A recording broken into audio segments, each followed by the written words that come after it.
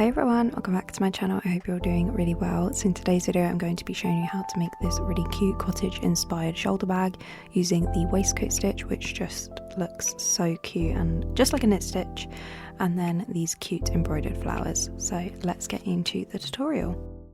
Okay, so for this project I'm going to be using this super chunky kind of twisted yarn. It's acrylic and I got this from Home Bargains, and I'm using about 150 grams of this, but also just a chunky yarn will also be completely fine. You just might want to make more chains at the beginning if you want to kind of make it the same size as mine.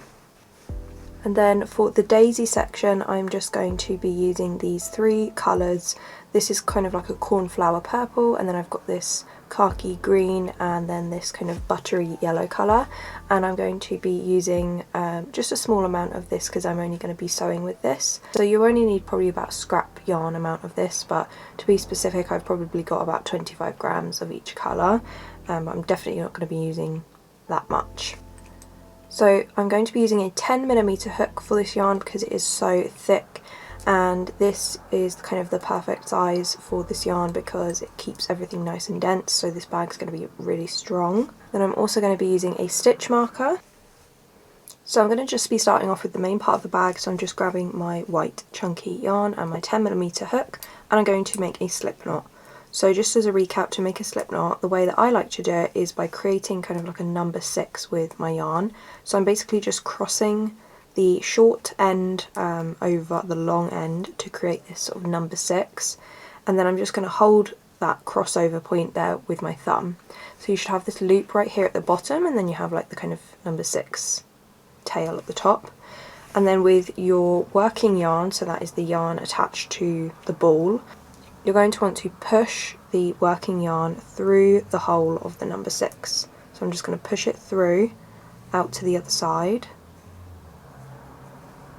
like that, and then I'm just going to grab that loop that I've pushed through and then just kind of pull to create this slip knot right here. So you should have like kind of a knot situation, a loop, and then this short tail and then the long tail. So now I'm just going to place this on my hook, and then I'm just going to pull to tighten it to the correct sort of size, so about here. And I'm going to be starting off with a chain of 11. So I'm going to yarn over, so I'm bringing the yarn around the hook anti-clockwise, and then I'm going to pull down like that. And again, yarn over and pull down. And I'm going to do this until I have 11 of these chains.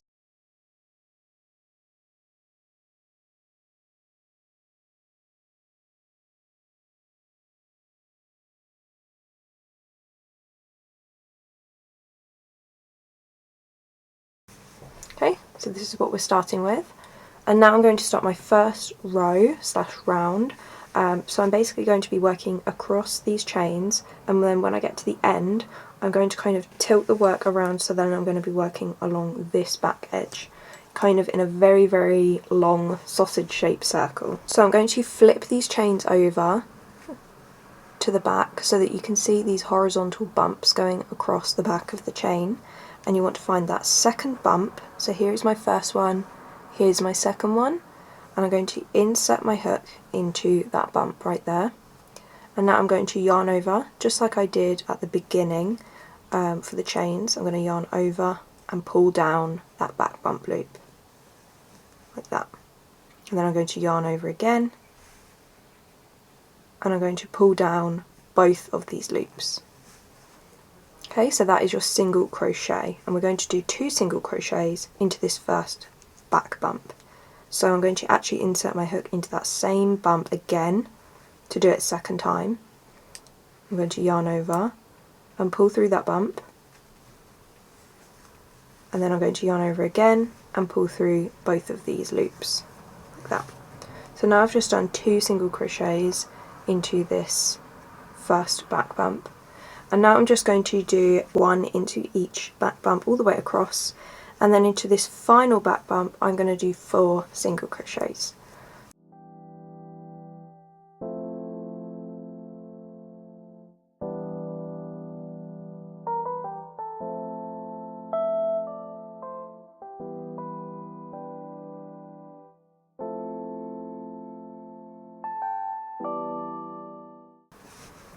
So I've just single crocheted into each stitch all the way across until I've got my final back bump.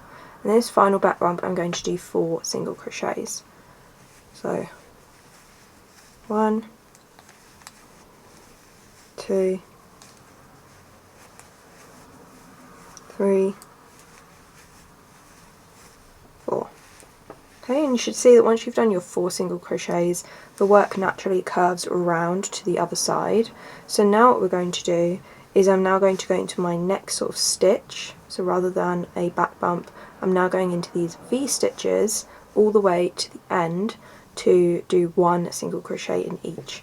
And once I reach my final one, which is right here, I'm going to do another 2 single crochets. And in total you're going to have 24 in the round. So I'm just going to insert my hook into my next sort of V stitch right here. See these V's? Make my single crochet. Into the next V stitch, single crochet. To the next, single crochet. I'm just doing this all the way across until I get to my very last one over here.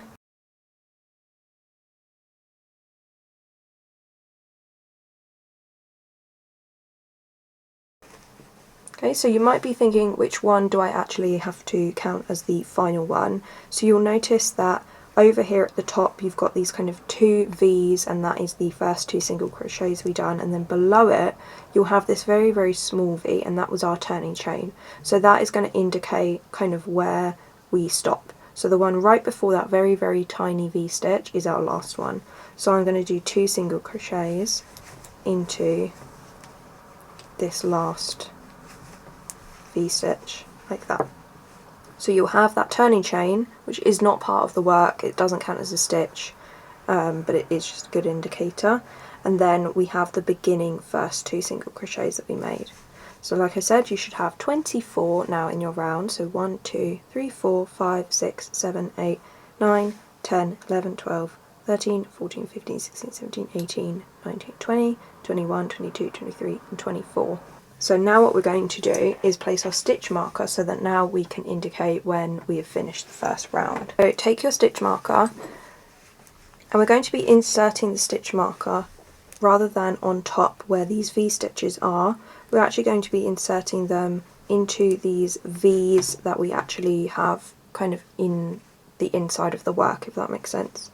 And my stitch marker is quite small compared to this yarn, so I don't think I'm going to be able to fit it through both sides. But that's fine, as long as you just can kind of mark the general area of that V stitch. So I'm just placing it on, rather than the top V right here, I'm placing it on the V inside the work, if that makes sense. So now we are going to be doing waistcoat stitches, which is basically the same as a single crochet, but we just change where we insert the hook. Hey everyone, just coming in here to give a quick note. So before I do this round, I just wanted to add that for some reason my camera did not pick up the first part of this recording where I did the first waistcoat stitch. For some reason it just goes straight into the second waistcoat stitch, but it is the exact same thing. So right now I've technically already done the first one, but I demonstrate the second one, so hopefully it's still clear. But essentially you just want to insert the hook through the post of each stitch. So you're inserting the hook where the V legs are, so not the V's on top but the actual V's inside the work, pushing them through those little legs and out onto the other side, and then just make your single crochet through that space as normal. So now I'm just going to find my second V stitch, so that's this one right here, inserting my hook, and I'm going to push it through to the back so that my hook is poking through the centre of those 2 legs, and then I'll make my single crochet as normal, and then I'm going to go into my next V stitch, or my V kind of post, pushing it through those legs and out onto the other side like this, and then just make your single crochet as normal.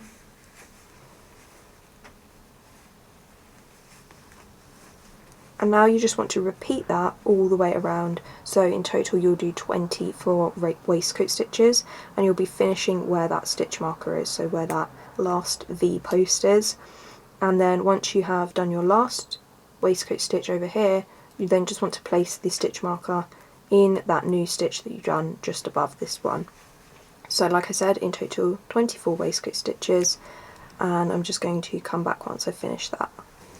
Okay, so I've just got to my very last V-stitch that I need to do. So I'm going to take out the stitch marker right here, which is indicating where I need to do my last one, and I'm just going to insert my hook into the centre of that V post, through the legs, out to the other side, and then do my single crochet, like that. And you'll see that the V-stitches are now stacked on top of each other. So I'm now just going to place my stitch marker back into where that V post is of the one I've just completed. Okay, my stitch marker is a little bit small, so I can't really get it through both of the posts, but even if you just get it through one, that's fine. So now I've completed round 2. You should have this kind of thicker, curved oval type shape. Now I'm just going to repeat round 2 until I get to round 12. I'm going to come back once that is completed, and then I will show you the next step. So I've just completed my 12th round, and now I'm going to fasten off. So I'm literally just going to chain 1 and then cut the yarn.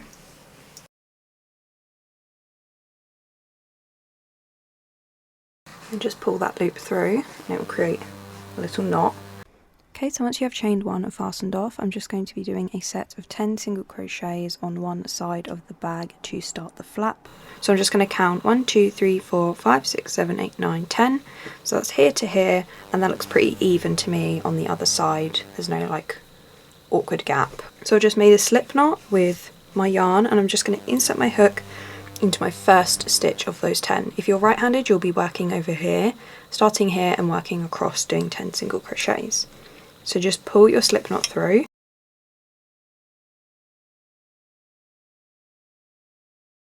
and then chain 1 so we can start the next row. So this is nice and simple. I'm just going to be doing like we did right at the beginning, 1 single crochet into each stitch until I have 10. And so I'm not going through these posts. So I'm just going to insert my hook into that same stitch. That's where I did the chain 1, making a single crochet through the actual V stitch on top. So that's 1. We're not going to count the chain 1 as a stitch. So that's 1.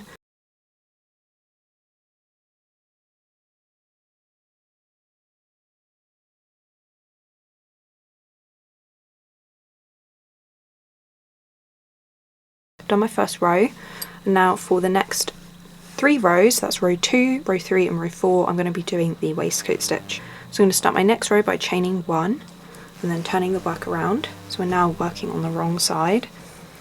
And now I'm going to be doing my first waistcoat stitch through this post right here at the beginning. So the easiest way to do this, I think, is to just flip the work kind of upside down so that you are looking at the hook going through the stitch on the opposite side, so that you know that it's going through the right area.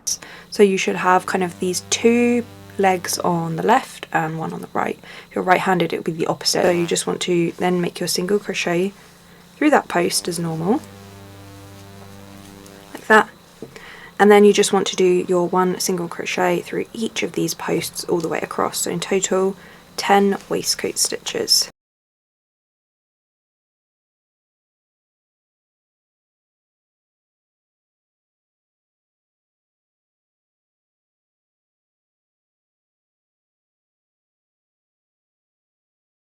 Now you just want to repeat the exact same thing for row 3 and row 4, so chain 1 and turn the work, and then make 10 waistcoat stitches. Same again for row 4, chain 1, turn the work, and make 10 waistcoat stitches. Okay, so I'm now going to do my 5th row, which is going to be a decrease row. So I'm just going to chain 1 and turn the work to start my next row, now on the right side, and I'm going to do a decrease row. So I'm basically just going to be skipping that first post and making my waistcoat stitch into the second stitch post.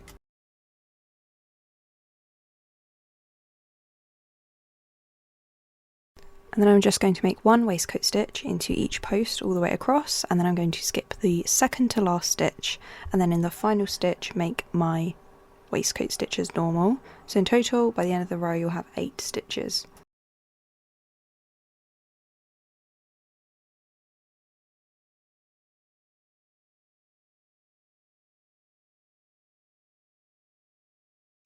Okay, so I've done that row, and now for row 6 I'm just going to chain 1 and turn the work, and I'm going to do a normal waistcoat stitch row, so no decreases.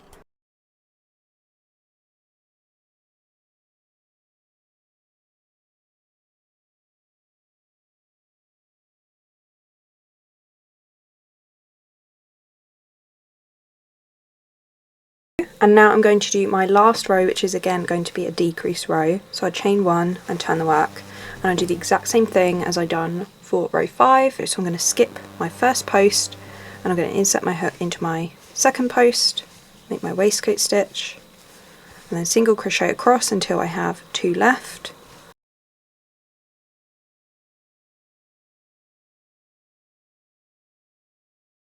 And then I'm going to skip that second to last stitch, and I'm going to make a waistcoat stitch in the last stitch, and you should have 6 stitches by the end of the row.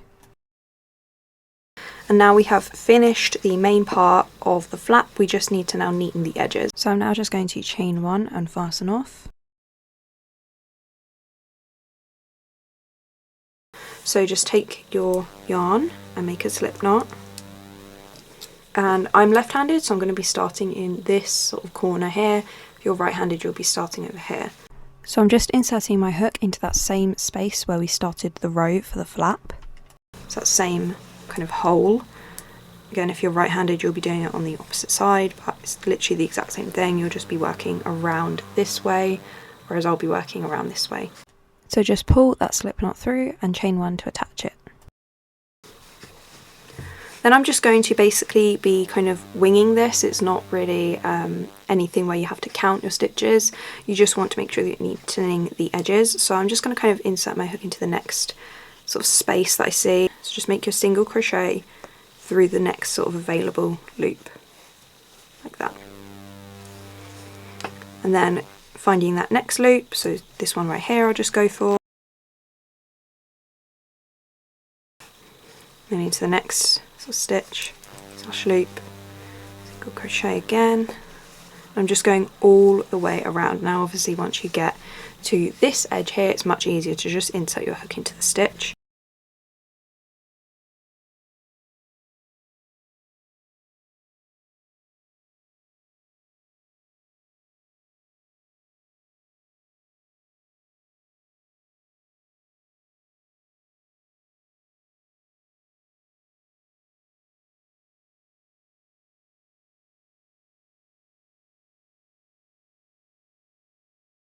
So my last stitch is going to be a slip stitch, and it's going to go into that 10th single crochet stitch that we made at the beginning of the flap row.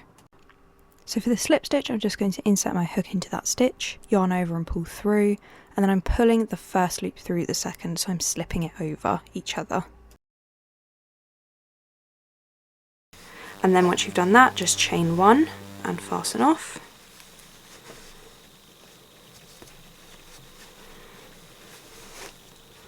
And cut the yarn, and then as you can see, when we flip it to the other side and we bring it down, so you've got this nice round flap. Okay, so I'm now going to be showing you how to do the strap.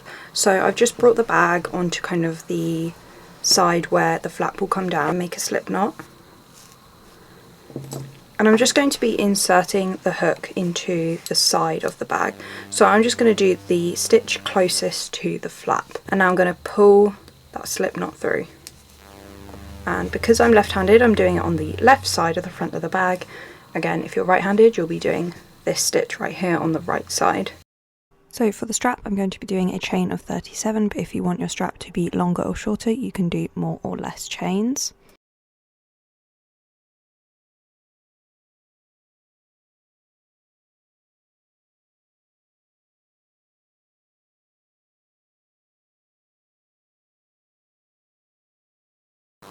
So I've got my 37 chains, and now you just want to make sure that none of your chains are twisted. Then you want to bring the chain over to the opposite side of the bag in the corresponding stitch. You're going to insert your hook into that stitch right near the flap on the right side if you're left-handed, and if you're right-handed you would have done your chain over here, bring it over to the left side, and you will place your hook where I started mine.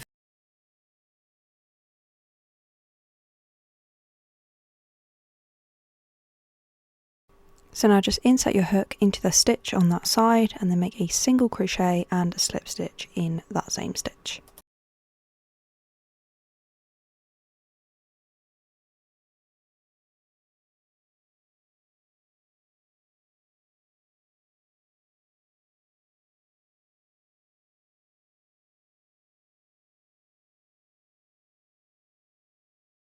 So for the final crocheting section, we're going to be chaining 1 and turning the work, and we're going to be slip stitching into the top loops of each chain all the way across the bag strap.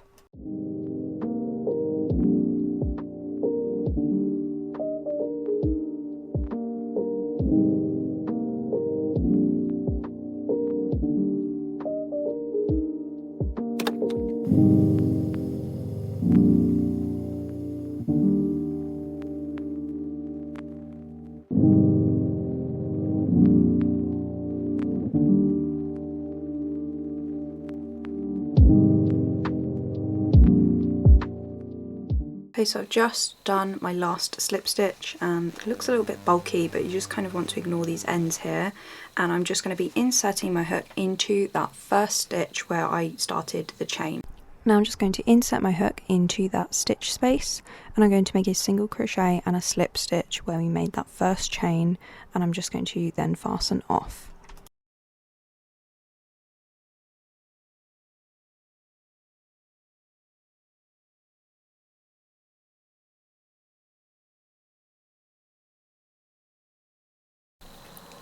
Okay, so at this stage now you just want to sew your button on. So I've just found a button that kind of works pretty well with these stitches. It's kind of bigger than the stitches, but that's kind of what you want.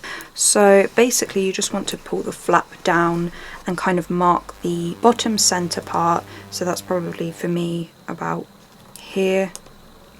And then I'm just going to sew the button here with some embroidery thread so that when the flap comes down you're able to push the button through one of those gaps.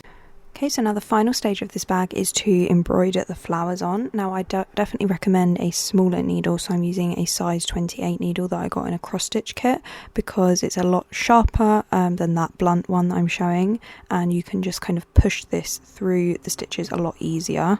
So just taking my first flower colour, which is the purple, I'm basically just going to be threading it onto the needle, and then I'm going to be inserting the needle from the back to the front on any point of the flap and pulling that yarn through.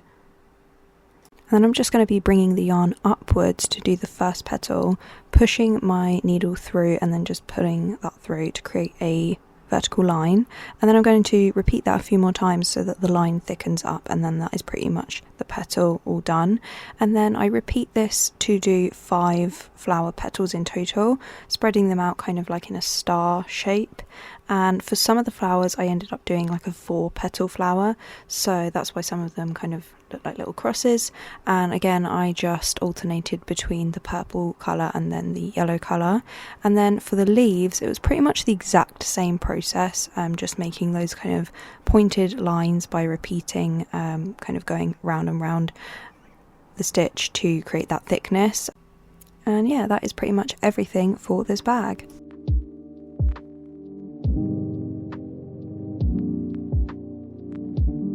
Thank you guys so much for watching. I hope you all enjoyed this tutorial, and if you have any ideas of what you'd like me to make next, let me know in the comments and I will see you in the next one. Bye guys.